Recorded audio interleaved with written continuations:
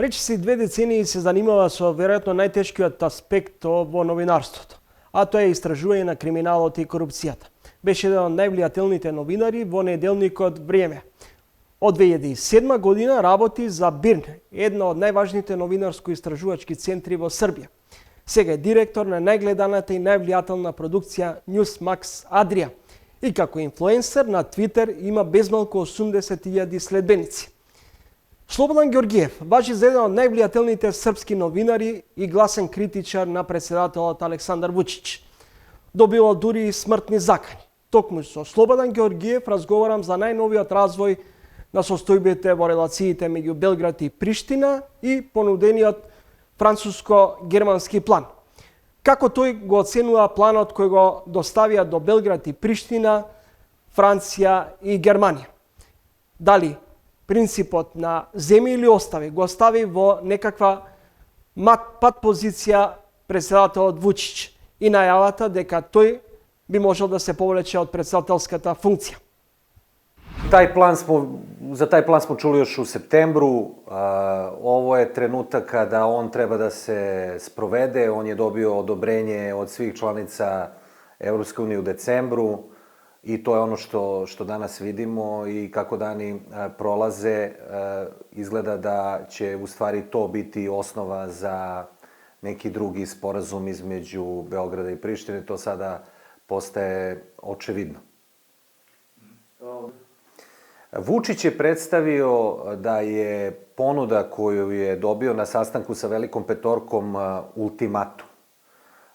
Juče smo čuli ovde od predstavnika Francuske i Nemačke da nije bilo nikakvog ultimatuma, da nije bilo nikakvih ucena. Dakle, on se služi tim svojim klasičnim PR tehnikama da zastrašuje stanovništvo, da bi u nekom drugom koraku sebe predstavio kao pobednika i nekoga ko je uspeo da se izbori za neki veliki rezultat. Naravno, on želi da sačuva rejting u svom biračkom telu i to su načini na koji on to čini. Međutim, u suštini, ovo što se sada, da kažemo, nudi, jeste zapravo da Priština samo napravi zajednicu srpskih opština, što je trebalo već da uradi po prvom sporazumu o stabilizaciji, o normalizaciji odnosa, dakle iz Brisela 2013. godine, a da Srbija zapravo odustane od politike od priznavanja i da ne sprečava dalji ulazak Kosova u međunarodne organizacije.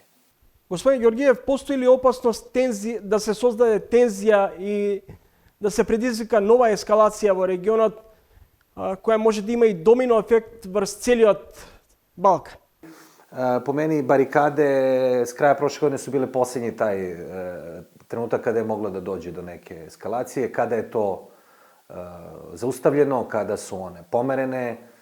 Mislim da je ta stvar završena. Ti Vučićevi mini ratovi koje on sporadično vodi sa Kosovom, vikend mini ratovi, sada su se preselili na televiziju. Dakle, on je ovog vikenda imao taj televizijski zapravo mini rat, nije mogao da pravi barikade, nije mogao da pravi ništa dole na graničnim prelazima, nije mogao da šalje vozove sa ikonama, dakle ništa od toga više ne može da uradi. Vidimo da je kosovska policija, bez obzira što su i Srbi napustili na severu Kosova i to je prosto to. Mislim da nema tu nikakve dalje eskalacije i da sada zapravo mora da se ide ka nekom političkom dogovoru. Српскиот председател Вучич деновиве нагласи дека ништо не е дефинитивно одлучено во однос на преговорите со Приштина. Според него последниот збор ќе го има Српското собрание.